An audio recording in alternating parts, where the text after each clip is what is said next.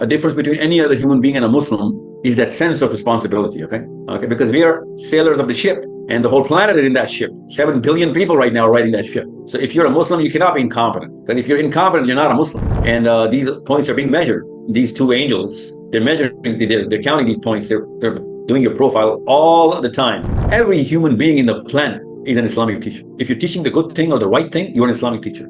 But you're teaching the right thing with a purpose. That purpose is the Qur'an and the Day of Judgment. You want to be honored. Honor, that's the only real honor. Any honor in this planet is not real honor. That's the true and absolute honor on the Day of Judgment, okay? And that's the real purpose. And someday, Ibrahim, a 10-year-old or an 8-year-old is going to teach you something by looking at you doing something wrong. He's going to tell you that this is something you shouldn't do because you look, or your name is Ibrahim and you seem like a Muslim, you shouldn't do that. So you, Ibrahim, can be my Islamic teacher for something that you're going to teach me. Okay, Ali ibn Abi Talib, the companion and the brother of the Prophet said that whoever has taught me even one thing in life is my teacher, and I'm his student. Effective scholars of the history of Islam, Shafi'i is a Palestinian scholar. He became the grand scholar, a mufti, at the age of 12. Okay, and he was the most famous scholar at the age of 15 in the world. Every human being should know the true message of Allah. Okay, every human being should be saved. That's your job, my job. Okay, every human being in the planet. We should be looking at the prayers and the zakat and the fasting of how Allah has helped us. In what? What does a prayer do? Prayer connects everybody. Okay, fasting makes you get connected to everybody who cannot afford food. Okay, zakat literally connects you with every poor in the world who cannot afford anything. Hajj brings everybody together, makes everybody experience everybody coming together in the exact same place, same time. There cannot be Hajj in England or America or local Hajj is being performed in every country, or that's just every 100 miles. No, just one place, everybody's got to show up. You should not be listening about what's going on in Palestine. You should be reading about it. You should be teaching the history of Palestine to everybody, of what went wrong at what point and how many times and who was behind this and how did we learn from that. Okay, you first of all, you read so much that nobody should know more about what's going on actually in that region than you. Okay, you need to give yourself a numerical target. 10,000, that's a number. 10,000 girls your age, find them, connect with them. Social media, whatever platform you're going to create, connect with them. Your mommy and my mommy, they just used to believe whatever everybody told them. You are not that girl, Alvina. You ask questions. You get to the bottom of the real things. Like, you know what? If it's not going to make sense to me, I'm not going to buy whatever you're selling. That's the potential Allah has given you because you were born inside the age of YouTube and information, Google and whatever. You can read up anything because that is the problem that the last two generations did. We are a bunch of spectators. Spectators are the biggest problems in Islam. They're just feeling bad Muslims. Feeling bad Muslims is not enough, sorry. And we all know that. You're old enough to know feeling bad is not going to solve Palestine. Doing the right thing is going to solve Palestine.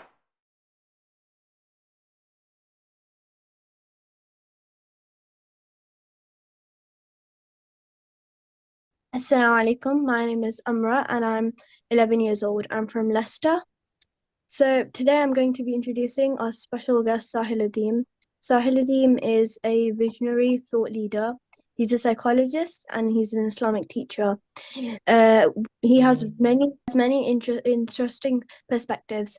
So Sahil is basically promoting people and inspiring them to have brighter views of the future and brighter views of Islam. He is also the founder of IMS, and he's also the CEO of Source Code Academia. So we're really interested to ask him really interesting questions, and we hope that you enjoy this podcast. Amra, that's quite a detailed introduction, but I am not a CEO of Source Code. A girl is like you. A girl is a CEO of Source Code. Okay? Her name is Sadia. Okay, Amra? Yes. So take up the mission, okay? Yeah. So let's just let's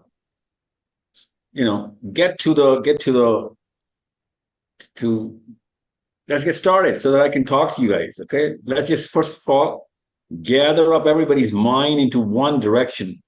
Try and get everybody to line up into why we're here. So I am assuming you have a lot of questions already lined up for me. And during those question and answers, which I'm going to be giving, I'll be I'll be giving the general idea of why we should all come together, especially at your age. Okay, you were 11-year-old, Amra, right? So let's just Yes. get everybody's age first. Whoever's in the room, let's get everybody's age.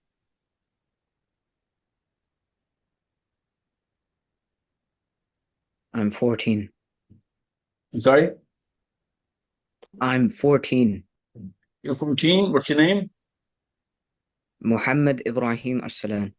Oh, Ibrahim. Oh, I remember Ibrahim. Ibrahim, awesome, awesome. You have been so hospitable. I can still taste the lamb chops that you fed me. Awesome.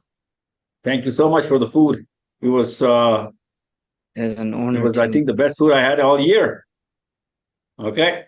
Yeah, I was honored to, help. No, no, you kidding me? It was such a pleasure. Thank you. Yes. So Ibrahim, yeah, Ibrahim was 14. Amra was 11. Who else do we have?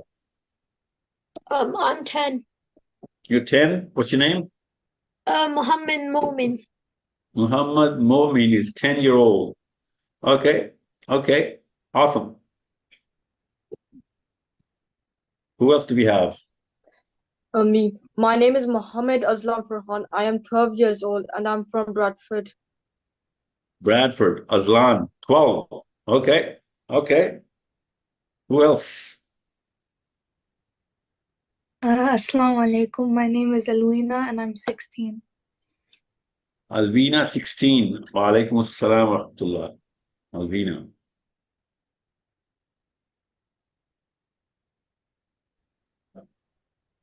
And that's it? That's all we have? Okay. Okay. So that's quite a bunch we have. Okay. So I'll tell you why I want to talk to you guys, and I hope we're going to talk a lot during the next, few weeks and months, because I wanted to give a responsibility, a very big responsibility to you guys, because you guys are 10, 11, 12, 15, 16. That means now it's time. It's time that we talk about the real things, okay? And the real things are very exciting, okay? And the best thing about us, the common thing about us is the best thing, and that's the purpose of life, the doctrine of Islam, okay? That's the common thing between us. And the one thing that actually Islam does, which no other philosophy can has done to human beings, is that it puts a great responsibility upon us. So if you're not understanding that responsibility and if you're not fulfilling it, then it's a big failure on our part, and we cannot stand tall and have any kind of self-esteem or any kind of self-confidence. We should not have that if you're not fulfilling that responsibility. So if a Muslim who knows that he is a Muslim, he structures himself. Okay, he talks to people. He knows that there is no off day in Islam. Every day is a responsibility, and it's the most exciting job. Okay, because there's a lot of work to do, and there's a lot of milestones to achieve. There's a lot of goals that you got to set, and by the age you're 30, everyone in the world should be inspired by you. If you have not done that, that means there was some shortcoming. And then since I know I haven't done that, so I want to warn you guys and tell you that the path that I took, there were so many, distractions that I couldn't really inspire the world by the age of 30, or let's just say 40. So between the age of 30 and 40, the whole planet should be vibrating from the frequency of your words, your written words, your spoken words, your actions, your projects. And people should be trying to name their kids after you guys. People should be trying to make their kids walk the way you walk, talk the way you talk, and do whatever you guys are doing. That's the power of inspiration, okay? And that's the job. That's what Islam demands from every Muslim. Islam is not about a person being for his own self alone. Islam is all about a person being for the rest of the human beings, trying to take them to a certain point inside a purpose, a strategy. And a strategy needs a lot of competence. And that competence takes time. And you guys have time. And I don't want you to waste your time. I need you guys to be super developed. like literally superheroes, okay, and doing so many things which are real, which are measurable, and which are, for the greater purpose. And I'll tell you what that is, don't worry. But what I need you to do is to understand that, a difference between any other human being and a Muslim is that sense of responsibility, okay? And you guys are like captains on the ship of this planet. This planet is a ship, and you are the captain. And you better be, taking this planet toward a certain direction. That's what a Muslim is. That's the job. So let's just start with your questions so that I can understand you guys and I can understand how you talk, the way you guys think, so that I can tell you how to get inside that ship and the hull of the ship. The hull is where the captain stands tall and directs the rest of the crew to take the ship towards a certain direction, okay? And there's a lot of, turbulence in the sea. There's a lot of storms that are going to come your way. I promise you this right now. That's what makes Islam the most exciting journey, because it prepares you and it warns you for all those storms and all those winds and all those waves. It's going to crash right in the way of wherever you want to go. So it's not going to be smooth sailing, and that's why you need to be prepared. That's why you need to be competent. Okay, a Muslim and an incompetent person cannot. It's a grammatical mistake. If you say a Muslim is incompetent, that's a grammatical error in this statement. Okay, a Muslim this word already encapsulates the word competence. So if you're a Muslim, you cannot be incompetent, because if you're incompetent, you're not a Muslim. Okay, because we are sailors of the ship, and the whole planet is in that ship. 7 billion people right now are riding that ship. Nothing less. Don't ever think anything less than the globe, okay? You're not just here for your mother and father, your brother, your sister, your wives and kids. No. You're here for the 7 billion people, and everyone should know you through your work. Okay? You're not just a name in the file of some country in some directory. No. You're a mission. You better be represented by the work you've done. Okay, and everyone in Brazil and Chile, in Siberia and Alaska and New Zealand, everybody should know you through your work, and they better know you. Okay, that's the job. I'll tell you what that work stream is, what kind of job you have to do. But first, let me get to know you. So let's just start with anybody. Anybody who wants to go first. I'm assuming you already have some sort of questions, swirling around in your minds by the age of 10 and above. I want to know how you think in England. Okay. Assalamu alaikum. My name is Alwina and I'm from London. This is our first episode. This is our first episode on our new podcast series, Awakening Young Minds with Sahil. We have so many questions to ask Sir Sahil, and we hope you can join us on this journey of discovering Islam. We'll be talking about so many topics ranging from the Seerah to Palestine, time travel, Dajjal, and so much more. So we hope you can continue watching. Inshallah. That's good. And a lot more, actually. You just touched the surface. There's so much more that we're going to talk about, inshallah. Okay.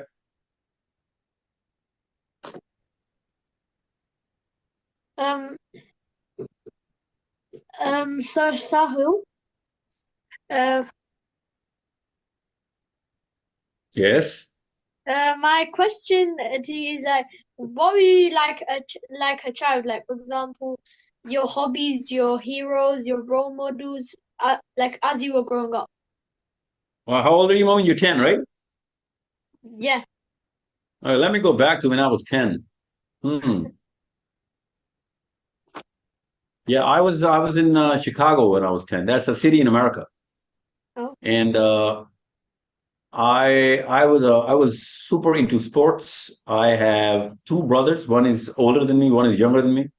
So I was always into physical sports, and I was playing football a lot, baseball, and inside the house we used to play cricket. And I had lots and lots of friends. And because I was in team sports, right? And you better be in team sports and individual sports at the same time. So when I was growing up, at the age of 10, I had a few teachers who I was, and I still am practically in love with.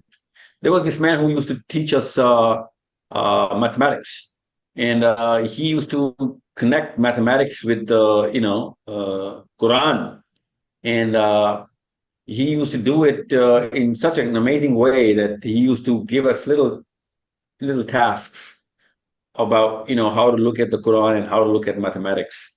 And I remember going to school, and this is the power of a great teacher, and you better understand how much power a human being can have on people.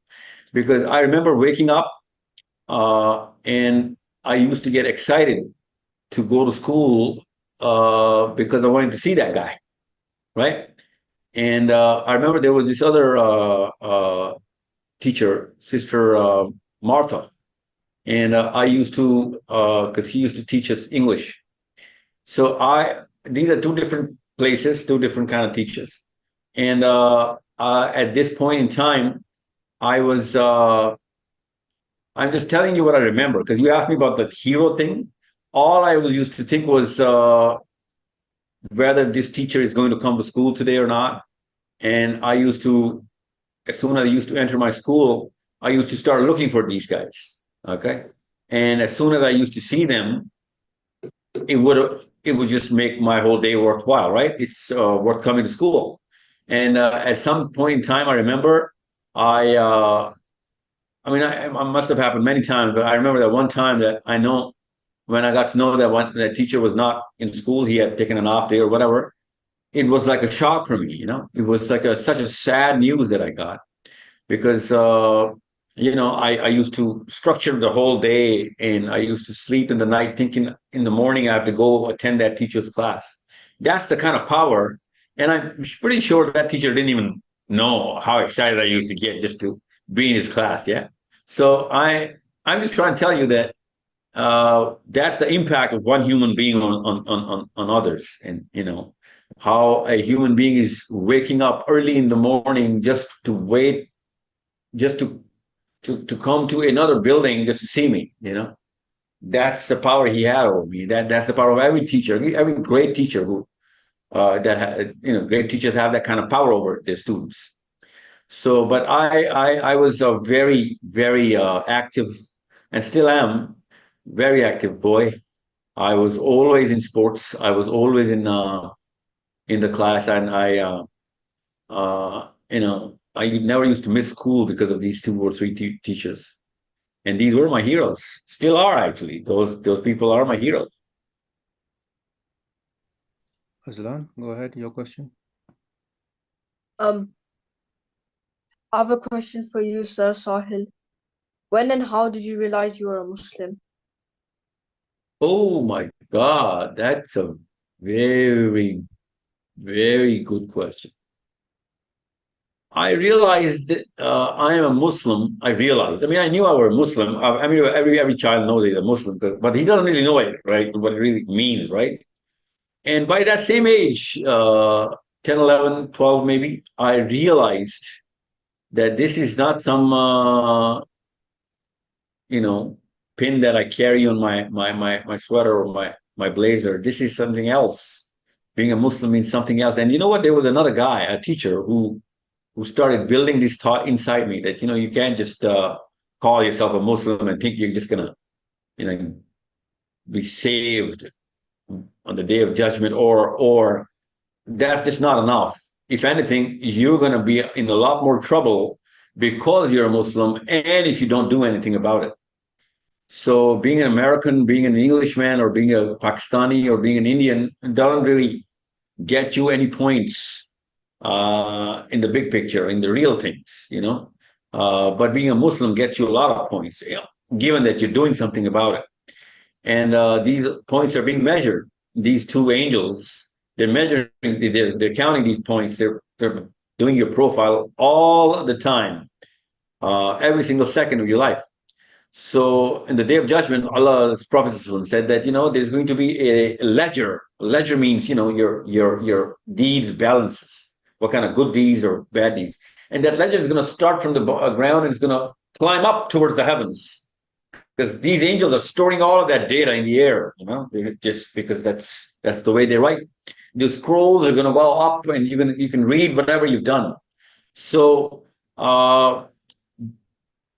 that's the kind of age that I realized that this is not just another ID card. This is a very big responsibility, and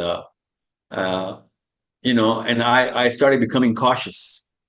Being too casual was not an option about life and things in general. And I started asking questions whether playing baseball is allowed or playing cricket is allowed, because I started realizing that if I'm under such a big responsibility, I better not be, involved in something which is going to get me in trouble. And that's how a child thinks, and that's how you guys are going to think. And you're going to start doing minuses and pluses regarding, whatever deeds that you're going to be doing, whatever actions, whatever things that you're involved in sports or studies or whatever.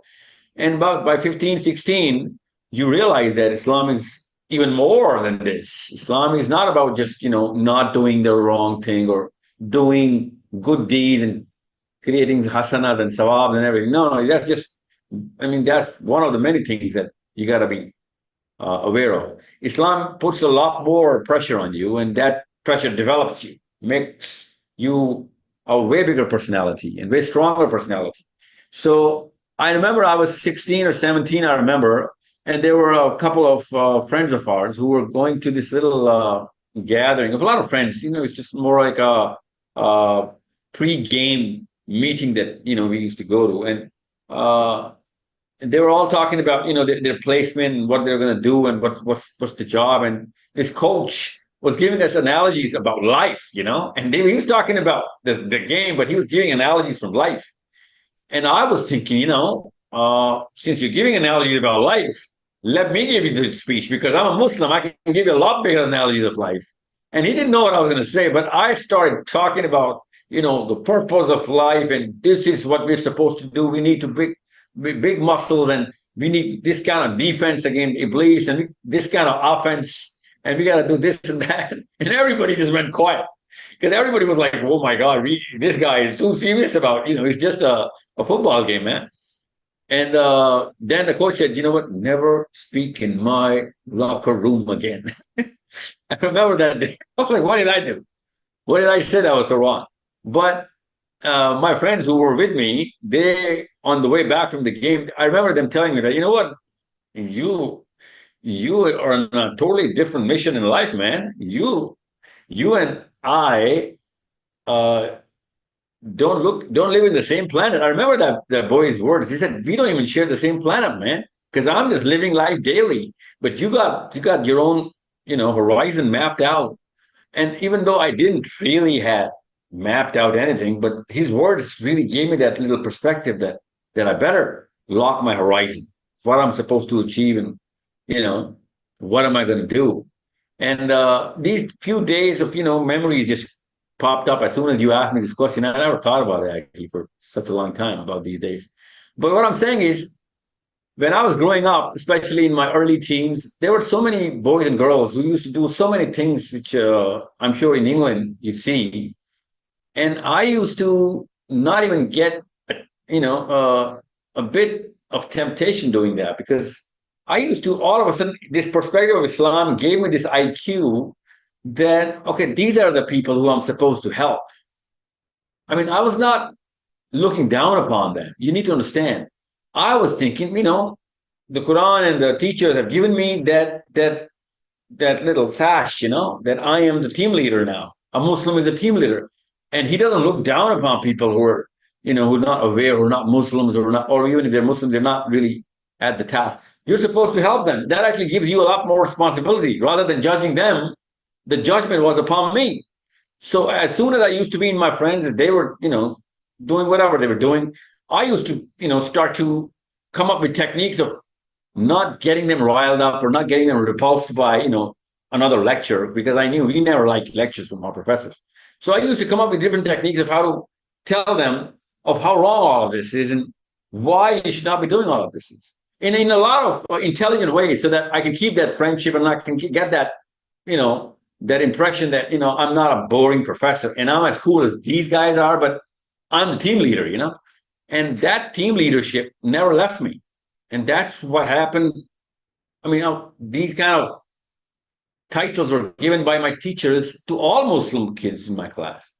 And it's not your job. I'm giving you the entitlement. You all are team leaders in all the kids that you're going to be hanging out with in your school, in your games, in your neighborhood, in your family. You are the team leader. And it's not about them being bad people. No one's good or bad, because you guys are too young to understand how to structure your life. But it's not about you judging them. It's about you owning them. You have to own up to your friends. You got to take care of them. They're your flock. Okay? They're not lower than you, or you're not higher than them. You could be lower than them if you're not doing your job, taking care of that flock. Okay? You're the big brother and the big sister, even if you're younger in age, but by responsibility that Islam gives you, you become the big brother. And I'm telling you by example, I know many boys who were many years younger than me have helped me and taught me so much stuff you can't even imagine. At times when I didn't even know, I took advice from them because they were a lot more clear about what Islam demands. Okay, so by the age of 20 or 25, you will know the value of the people who have put enough time and enough hours reading and understanding books. Right now, you're too young to know that. So right now, all you can understand is whether you are the leader or not. I promise you, you are the team leader. Of every group of friends you'll ever walk into, you are the team leader. And what is the game? That's the game of doing the right thing and making them understand the right way. If you start giving lectures every time they see you, they're going to stop seeing you. So don't give lectures every time. Come up with intelligent ways of making them understand. And that's done by the tool of empathy. And you guys have more empathy than any old man you're ever going to bump into in England, because you're born with empathy. So try and see what would you listen to if you were in his shoes, and use those kind of words to make him listen to those kind of words. What kind of technique you would like for your own self if you were doing whatever they're doing and you're trying to help them. Okay? That's how easy it is. Just people that make a big rocket science out of it. Just try and be in their shoes and see what kind of help they would require. But before you give them any advice or try and be the team leader, you better know what the right thing to do is, right? So you're going to find out a lot of friends who are going to start doing drugs. I'm telling you this right now. Or they're going to go into, gangs and weapons and I don't know what kind of, things they're going to try and make things seem cool in front of you. It's your job to know why this is wrong before you tell them that it's wrong, because they're going to ask you why it's wrong. You better read up to it and understand why this is wrong. You can't just say, oh, because God forbade it, or because you're a Muslim, you shouldn't. That's just not going to cut it. You got to come up with a very strong way of knowing why and what kind of damage these kind of things do. And be that guy who's going to pay the price of maybe being boring. Be that guy. Don't worry. It's okay to be boring than to be that kind of cool. Okay? Because a team leader is still a team leader, even if it's boring. Okay? You cannot just come down from that pedestal of being the team leader. Okay? You are the team leader. I promise you this. And I need a lot of kids in Australia and in America, in South America, in Japan, in France, learning from you in less than 6 months. You need to prove that you have read up to it. You talk to enough people. You ask a million questions from everyone you bump into, even if he's 2 years older than you. Start asking questions. Don't be shy. The more questions you're going to ask, the better and the quicker and sooner you're going to learn. And then you're going to be a better team leader. That's the job. And the sooner you're going to take up and wear that sash, and you're going to see and feel the muscle, because people are going to start coming to you and ask questions. That's an amazing feeling, I'm telling you. Amazing feeling, because that is God's help coming your way. When God only sends people to ask questions towards those people who God wills. So very soon there should come a day when people should come and ask you questions. regarding big things and real things, right? That's the status you need to achieve in less than 6 months or a year. That's it. That's the time I'm giving you. Even if you're 10, all the 10-year-olds come and ask you questions. Okay, that's the most exciting thing. So I hope you get this. I have given enough detail and do the whole picture in front of you. Okay, so let's just Muhammad Ibrahim, you want to go ahead with your question? You can ask either the first one or the second one, whichever you prefer. So Sahil, my question was, when and why did you decide to become an Islamic teacher? Oh, I was always an Islamic teacher when I was even when I was 14, 13. Listen, I'll tell you a little secret. Every human being in the planet is an Islamic teacher. If you're teaching the good thing or the right thing, you're an Islamic teacher. The Prophet ﷺ said, every good thing is Islam. Okay? So it's better that we become Islamic teachers than to get any kind of other person who doesn't even call himself a Muslim teaching us Islam. Because if he's teaching us the right thing, he's an Islamic teacher. But you are teaching the right thing with a purpose. That purpose is the Qur'an and the Day of Judgment. You want to be honored. Honor, that's the only real honor. Any honor in this planet is not real honor. That's the true and absolute honor on the Day of Judgment, okay? And that's the real purpose, which you are going to try and achieve here. So you are going to be an Islamic teacher if you're teaching the right thing. If you're forbidding from doing wrong things to any kid your age, you're an Islamic teacher, okay? And there is no one special Islamic teacher in the world. Every Muslim is an Islamic teacher, no matter how old he is or she is. You better write that down somewhere, okay? And someday, Ibrahim, a 10-year-old or an 8-year-old is going to teach you something by looking at you doing something wrong. He's going to tell you that this is something you shouldn't do because you look or your name is Ibrahim and you seem like a Muslim. You shouldn't do that. He's going to become your Islamic teacher. He's going to be 8-year-old. So everybody's an Islamic teacher. And you better understand that no human being, especially me, starting from me, I am not the absolute teacher. Our job is to become the absolute student. If you're a great student, you can become an Islamic teacher for everything. Okay? So I have to learn from you. You have to become my Islamic teachers about things that you're learning in your lives so that I can become your student. Okay? That's the beauty about being Muslim, because we're always a teacher and always a student at the same time.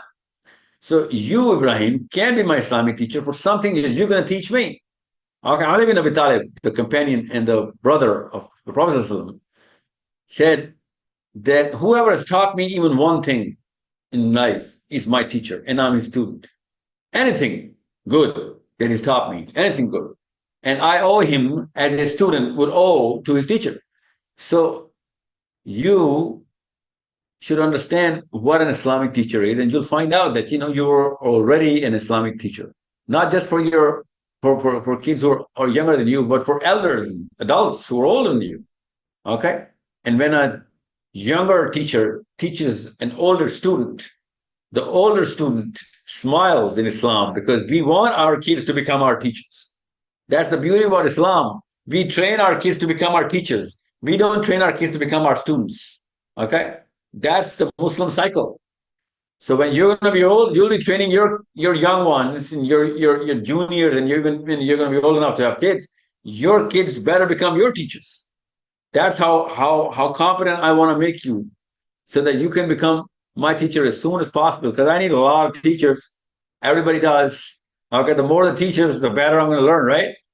So I found out this concept when I was 15, 16, mid-teens, not too late teens, because I was in a class where I was given this. It's called a Yusra, a little mission. And there were 11 students in my class. They were all given this mission from our Islamic teacher, okay? And he told us to connect with each other and adopt 20 or 30 students and try and transfer this knowledge to those students in less than this year. And we had to pick up our students and gather those students and train whatever we had learned from certain books. He gave us those books. So I realized at the time that there is no age for a teacher to become a teacher. Shafi'i, one of the most prolific, most effective scholars of the history of Islam, Shafi'i, is a Palestinian scholar who lived in Yemen, by the way, later on. He became the grand scholar, a mufti, at the age of 12. Okay, and he was the most famous scholar at the age of 15 in the world in his own time. So there's no age to become a grandmaster of things. So you better, ante up the game, okay? Better ante up, better buck up and start putting things in your knapsacks and start taking up this job now. Okay. Okay. Amra, you're next, and Azlan. After that, it's your turn. So all of you got some homework now. You have to go find something that you can teach Sahil. Okay, so Amra, go ahead. That is such an amazing homework. So let's just put a timeline on that as well.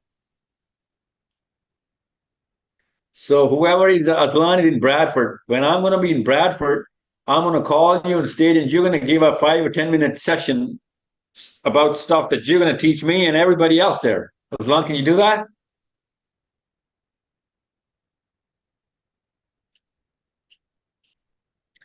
You're still on mute, Aslan. I know you're trying to unmute yourself. Yes, I will. Inshallah, I always say inshallah whenever you say about anything about the future. Okay. Inshallah. Okay, pick up a topic, anything, okay? Just be confident, be yourself. Don't worry about it. Don't worry about anything. Okay? Yeah.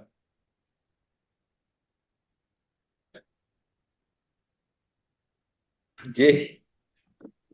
Go ahead, Amra. Next. Go ahead. So my question is, what is the purpose of life, and what achievement should we make as a Muslim in life? Purpose of life is to save every human being from a few things. Number one, every human being should know the true message of Allah. Okay, every person, every human being should be saved. That's your job, my job. Okay, every human being in the planet. We need to get everybody towards Allah. Whoever is born in our time, every human being who's born in our time is under our purpose. Okay? Every human being, not even one can be, taken for granted. You cannot miss anybody. Amra, you with me? Yeah. Yes. And once you got given that message, you have to make sure the message is given so well that he not just wants to be in the game, but wants to be, an effective part of the game rather than just a listener or a spectator. Okay. How eloquently you're going to translate this message of the Qur'an to the world and make everybody understand what Allah wants and where Allah wants every human being to be, what Allah is. Starting from there, you have to introduce the message to everybody. That's what the prophets did, right? 124,000 prophets did this to everybody. And once you've given the whole message, you got to make sure that it is easy for them to come towards the message. For that, you need to become, enough power. You have enough power in the world. And everyone that in Islam for the same purpose should come and join you. And you're going to create a big network of creating a platform where people are going to come in and, because you cannot just go to every 7 billion people's houses and, ring their doorbells, right? You gotta make a big network and try and get this message in the best possible way to everybody in the world, and not just convey it, make sure they adhere to it. And how are you going to make them adhere to it? You're going to create a system, Amra, inshallah, you will create a system of policies and systems where people would fall in love with Islam, understanding what kind of rights that they get, what kind of ease and comfort and liberty and freedom that they're going to get pursuing the right message and progressing towards the the common goal that you're going to present to them. That's it. That's just the one purpose. Get everybody in the same ship. Tell them where the ship is going and why it's going the way that the point is going to. Okay, that's it. That's it. But why would anybody come to your ship, right? You got to make it very sensible, very, very sensible. Islamic scholars should be the most sensible, most appealing means most attractive. The way he's going to narrate the message should be the most attractive message. It cannot be boring or bland. He has to be exciting and full of vigor. Okay? Because that calls for the natural psychology. Everybody wants that kind of teacher, right? So an Islamic messenger or a teacher cannot be incompetent and cannot be boring or bland and has to be most crystal clear about what he wants everybody to do. And that's what people want from, and that's what you want from every teacher, right? You don't want any kind of incompetent teacher teaching you wrong mathematics or physics or chemistry, right? You want them teaching you right things and not just teaching you, enabling you to become a better teacher of mathematics than this guy himself. That's the job, inshallah, okay? So make sure you have to find the people of your kind of purpose and connect with them all the time so that they can get your job done for you. This is not a one man's job. Okay, Islam is the whole ummah's job, and you need to connect the ummah. That's how you're going to get that purpose done.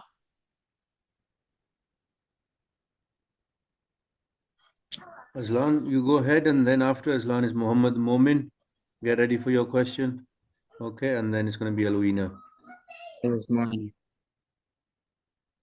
My second question to Sir Sahil Adeem is, when Allah is Ar-Rahman, then why did He decide to test us when He already knows that we are weak and we will sin? Allah is not just Ar-Rahman. Allah is a lot more. Allah has a lot more attributes. Okay. Now, Allah did not decide to test us. We decided to go to Allah and make Him test us. Okay. Make sure you understand that. It's the other way around. We went to Allah and we said, we need to be tested. Okay? Aslan, got that? All of us. You're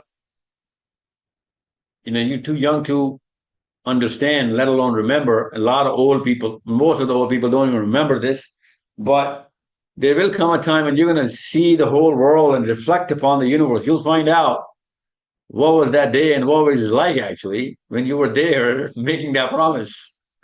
Okay? And everybody went to Allah and you and me together, okay? Because we are in the same time, right? You and I are both alive at the same time. So we were there at the same time and we went to Allah and we said, we need to be tested for whatever the biggest gift that you have. You created such a big, magnificent gift for your creation. We need that. And Allah said, well, this requires a test, and you guys are not going to fulfill it. Well, most of you guys. And we said, no, we will. Oh, God, please test us for it. So Allah, He didn't just put us through this test.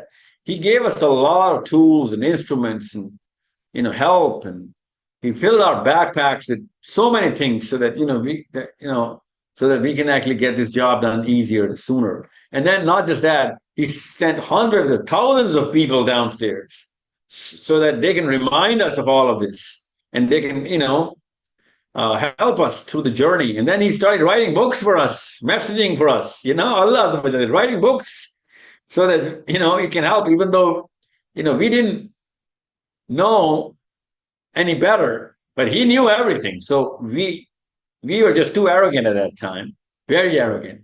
Okay.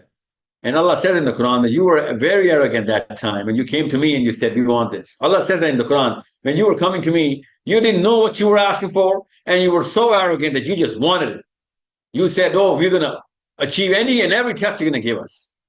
And still, I gave you so much help. Hundreds and thousands of people are going to come in, try and train you guys, even though that's not part of the test.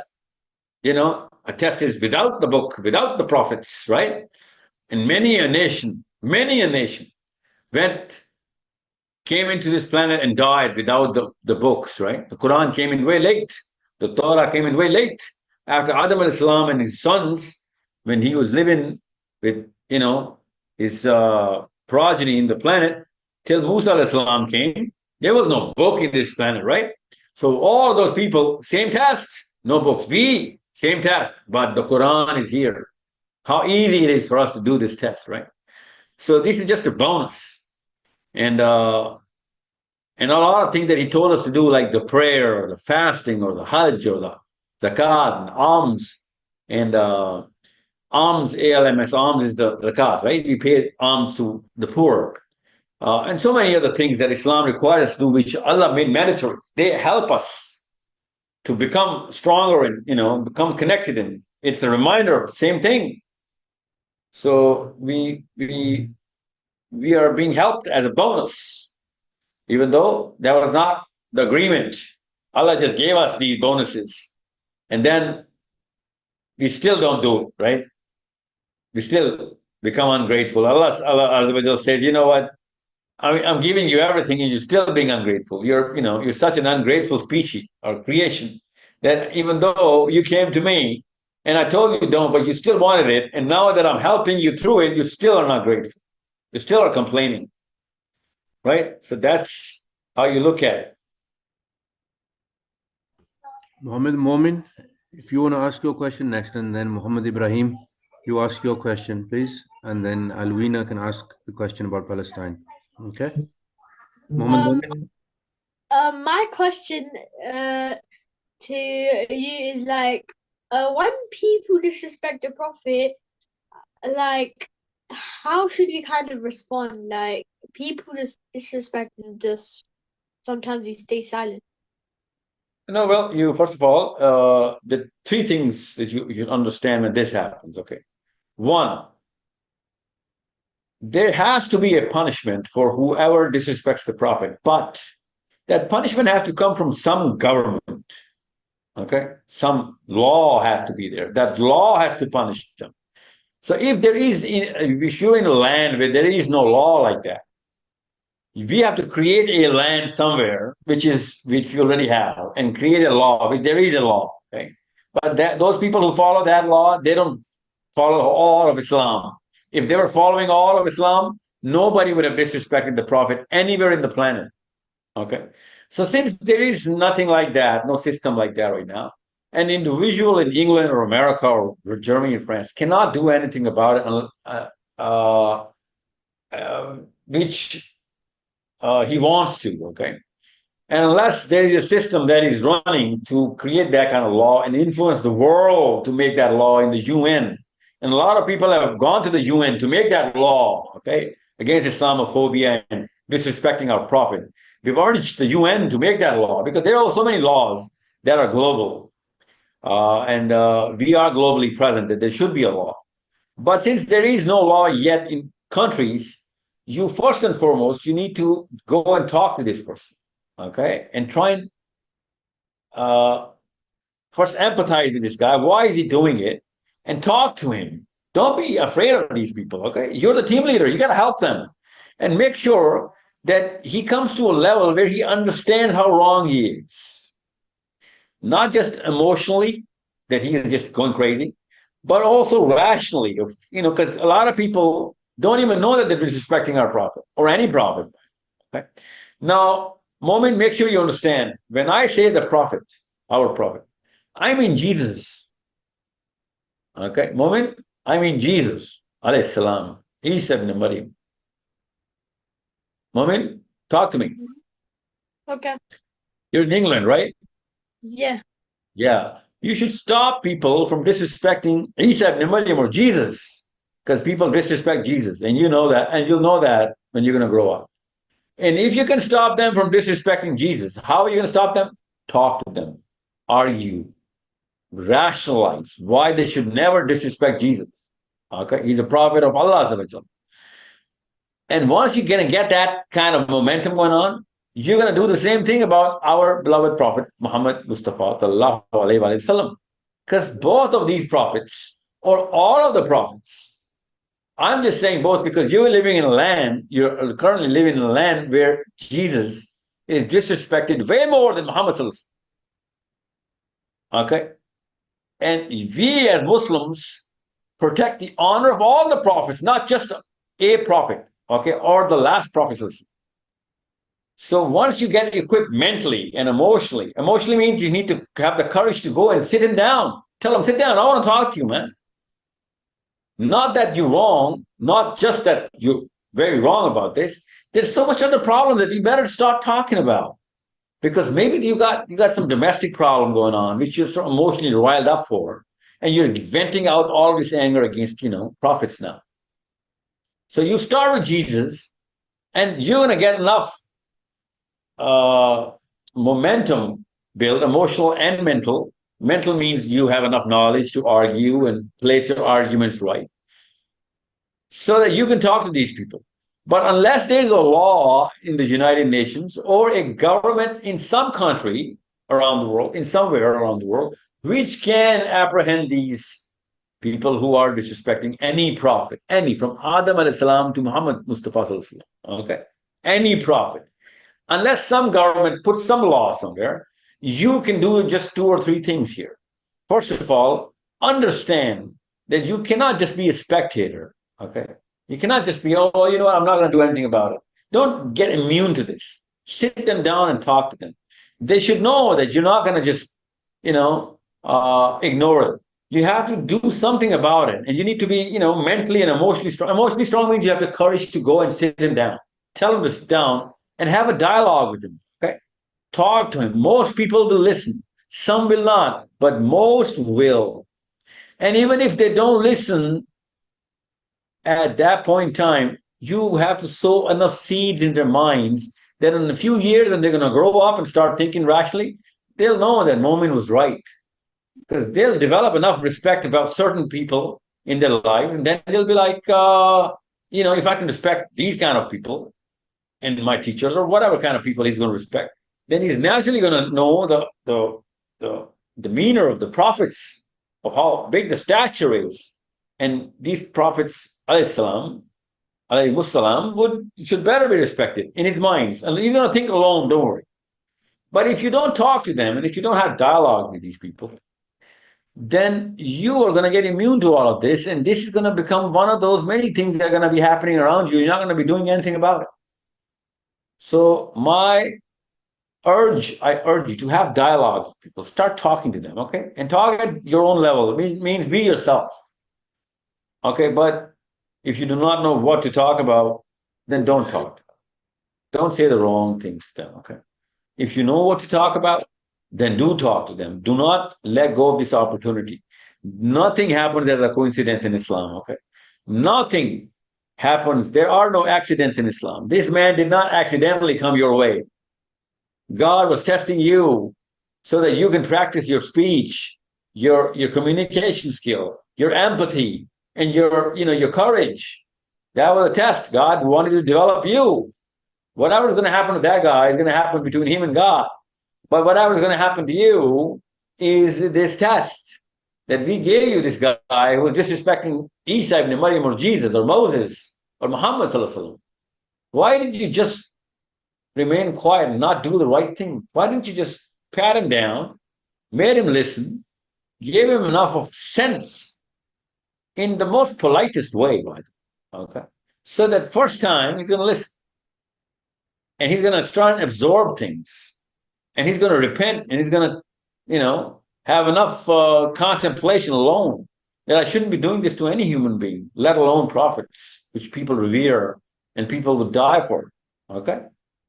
Because if you become spectators now, by the time you'll be able to do something about it, you won't be able to do anything because you wouldn't have developed that momentum, that courage, that speech, that communication skill. You better start practicing on these kids right now. Because all you're going to get is kids who are going to be disrespecting any prophet, right? You're not going to be hanging out with adults or 40-year-old, 50-year-old who will be doing that in front of you. Okay? So the message is you have to do something about it. I just told you what to do about it. Okay? Yeah. Yes, sir. Muhammad Ibrahim, please. Why are things like Salah, Saum, and Hajj important? Is it not enough for us to be good people? No, it's not at all enough to be good people, because you cannot be good people and not listen to the creator of the people. Okay? That's rule one. Rule two is whatever the creator of the people. I just told you the journey, right? When we went to Allah Azza wa Jal, and then he said, okay, I'm going to give you something. So that's going to help you get to your purpose, right? Remember the whole journey I just was talking to about?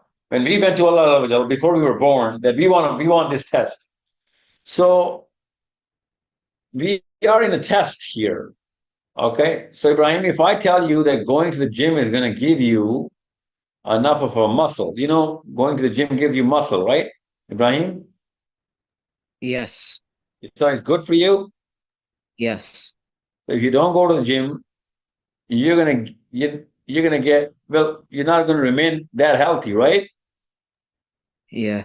You're not gonna run, then you are gonna have to run to the hospital, right? If you're not gonna run enough miles every week, then you are gonna you'll have to be run to the hospital, right? Somebody's gonna run to the hospital taking you with him. So running is good for you. Going to the gym is good for you because it is a requirement of your body. Just like that. Understand this example, all of you guys. In Islam, I'm giving you an analogy, okay? An analogy. This is an analogy. It's not written in the Quran. But think for a second that if going to the gym was a mandatory part of Islam, what would you think of the book? You would have thought of the book as a very productive book, right? Yes. That is helping us develop our muscle and be healthy. If running 9 miles a day would have been, or if it were a mandatory thing, you would have been thinking, yeah, there shouldn't be, nobody should be complaining about this. Running is a must in Islam. Just like that, you better understand that whenever something is prescribed as a compulsory action or a deed, like prayer or zakah or fasting or hajj or anything Islam has prescribed, anything, okay, being kind, respecting your elders, it's a compulsory thing. There's no other way, no two ways about this, okay? That means that it is a productive thing. Without that, you're going to go down. Allah does not need our prayers, which means we need those prayers. Allah does not need muscular men. We need muscular men. We send our boys to the gyms and the playing grounds, right? Or the girls. We do not need unhealthy women. So we send our women to the gyms and make them run and, play healthy games. Just like that, Allah does not need fasting. Allah does not need the hajj or the zakat. Allah does not need our money. We do. So he made all of these compulsory for us. So make sure you understand that. These things are not for Allah to gain anything from. They are for us to gain everything from. Okay?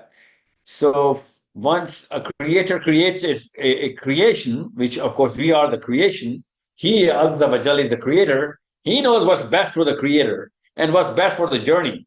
So if I send you to, let's just say, France right now, you have to go to Paris and you have to be there in, let's just say, 72 hours. I will make it compulsory for you to, or let's just say, if I were to send you to Antarctica, okay, that's a better example. It's going to be more clear. I will make it compulsory for you to carry some money. I will make it compulsory for you to carry some very, very warm clothes. I will make it compulsory for you to pack a lot of food. I will make it compulsory for you not to go alone, right? Just like that, when he sent us to this planet, he made a lot of things compulsory. Okay?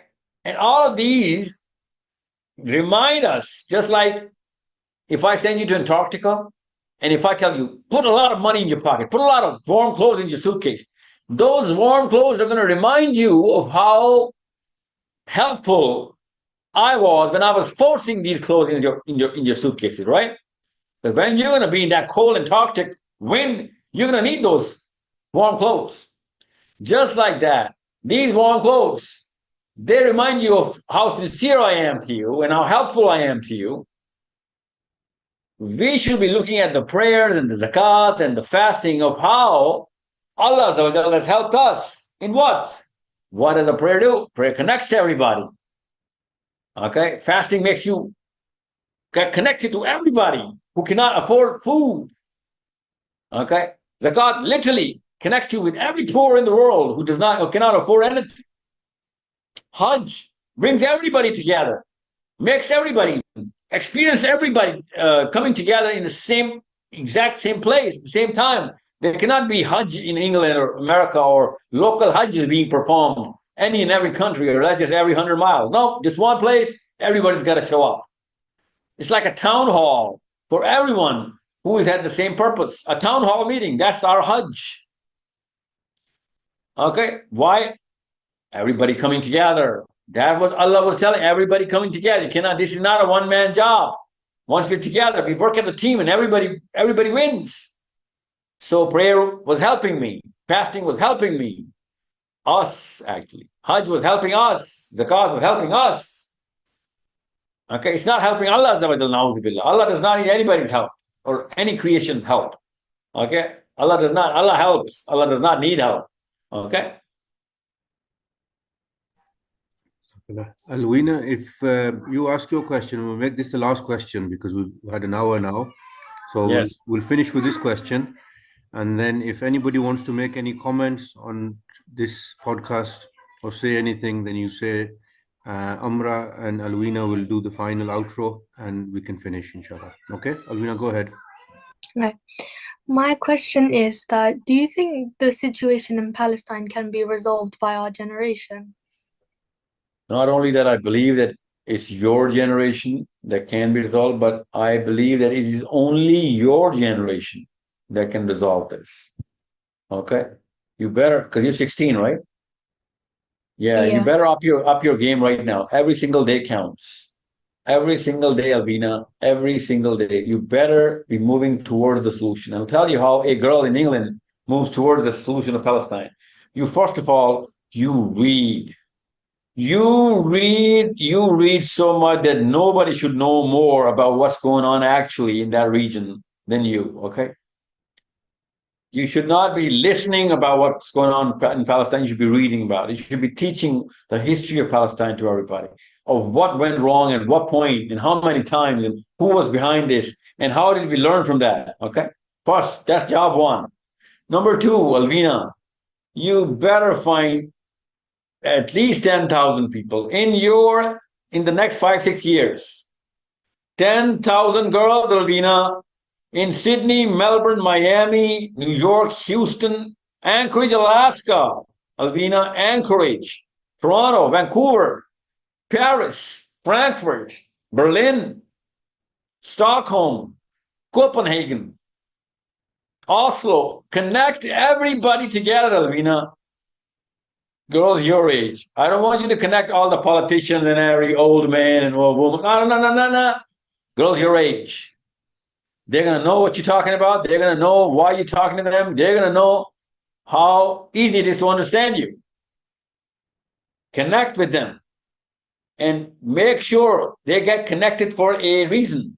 Okay? And you need 10,000 people writing and speaking about this, so that everyone under your age cannot make those two big grave sins that guys and girls my age did. You know what that one sin was? Not even knowing what's going on.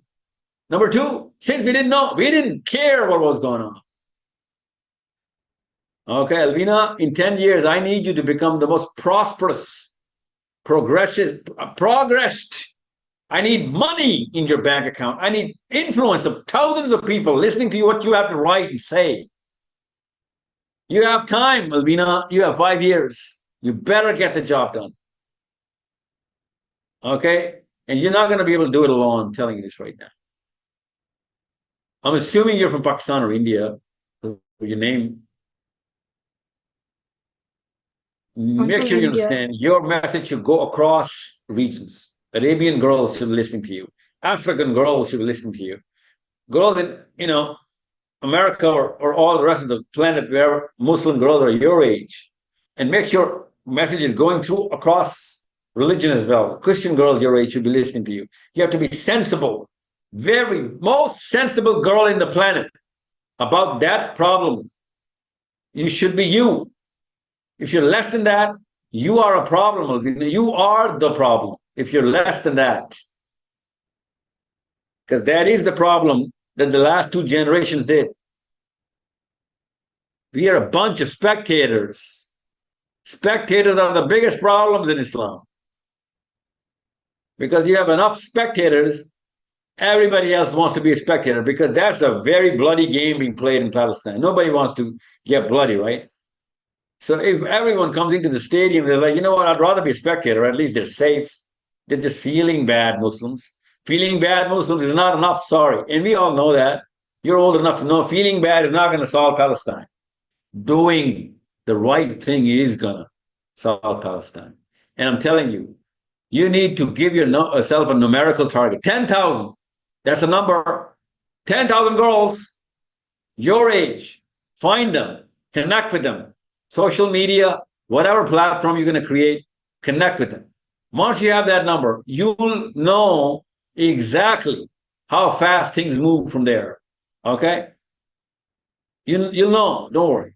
In 5 years, you're going to be 21.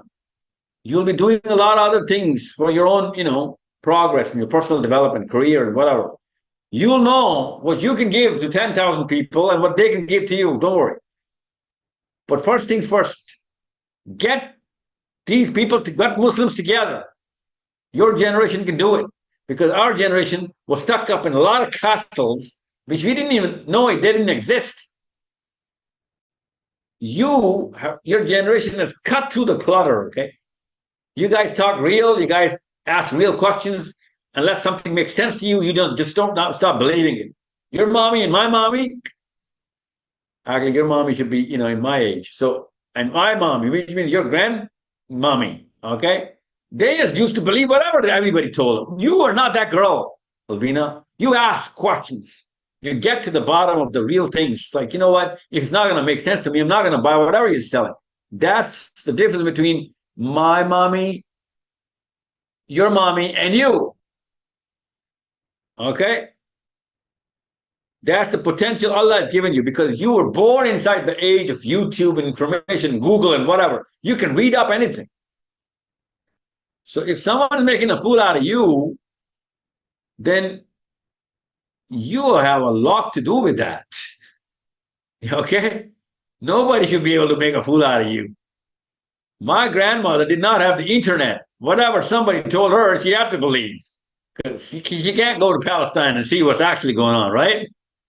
My mother, she had the TV. Whatever they put in media, she had to believe. She can't go to Palestine to see. You, on the other hand, you're connected to every human being in the world. You're already connected. You're not messaging it. You start messaging now, okay? Structure your message. If you're not messaging sensible things, people are not going to listen to you, let alone connect with you. People only connect with sensible people. You only connect with sensible people. So you better be the most sensible girl. And I'm just giving you a tiny little region on the planet. It is the smallest region on the planet in terms of the proportion of the kind of countries there are in the planet. A lot of cities in my country are bigger than Palestine and Israel combined. Okay, that tiny of a problem in terms of geography. You better read up whatever's going on there. Okay? Alvina, are you with me? You hear what I'm saying? Yeah. You got it? Yeah. Yeah. So get your act together, Alvina. It's an everyday job. It's an everyday job. You can't, no off days, I'm sorry. You got to read up. Every day should be better than yesterday in terms of your development, okay? Inshallah. So why don't you give a lecture without, let's just not just talk the talk, right? Let's just walk the talk, eh? Why don't you give a lecture on the Palestine-Israel conflict of, let's just say, a couple of hours, and I want to schedule it on my platforms whenever you're ready.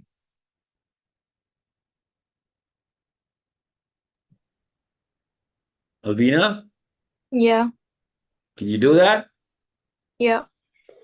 So I'm going to introduce you to 10,000 people. All you have to do is be sensible. Your 10,000 people target will be achieved. Okay. Okay? Yeah.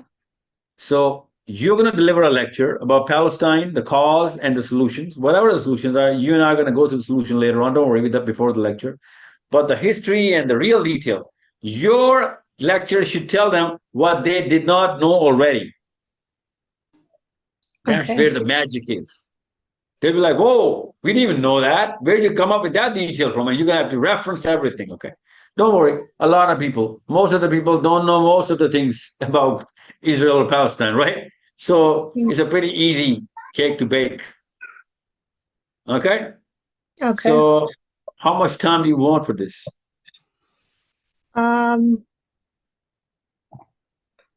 What's the date? This is October. So like I think maybe November, like start of November. No, take end of November. Let's just schedule it in the 1st of December. Okay. Okay? We're going to do a first draft on the 1st of December. Let's just say 25th of November. We're going to do a first draft so that we would know how well you prepared for it. Okay? Okay. First of all, look up all the books, schedule all the books. You have not taken enough time on the calendar if you do not know a lot of whatever's going on in Palestine already. But if you're going to start from scratch, 1 month is not enough. Okay. Okay? We're going to do a first draft in the first week, last week of November. Okay. But this will be attended by hundreds and thousands of people, that lecture. Inshallah, okay? Inshallah. Yeah. You up for it? Yeah. Good job. There you go. We have, oh my God, this is big. Ravina, team leader, eh? My first team leader. Inshallah. MashaAllah. Inshallah. MashaAllah. Thank you so much, kids. I'm gonna, I cannot thank you enough for the way you've tried to understand whatever I just told you, okay? And I hope most of it just went through.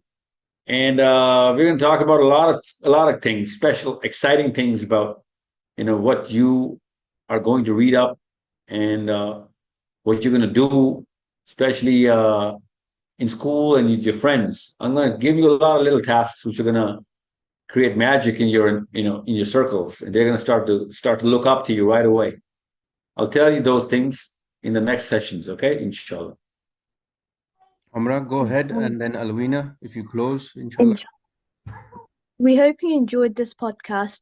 Please leave your comments and your questions in the comment section, and please listen up for more of the Sahil's podcasts. We hope you enjoyed. Well, I did, so I hope everybody did. And we're going to do this often enough so that more kids can come in together, and you five can become the team leaders of the rest of the people by doing a few things. For example, whoever you're going to invite, which you are going to invite, you're going to have to go through why they want to come so that they would know this is such a serious thing. All you have to do is ask, why do you want to be a part of this? And what kind of questions are you bringing? Okay. Once you're going to go through those questions, you'll understand whether this kid or boy or girl is ready for it or not. And they'll understand that you mean business.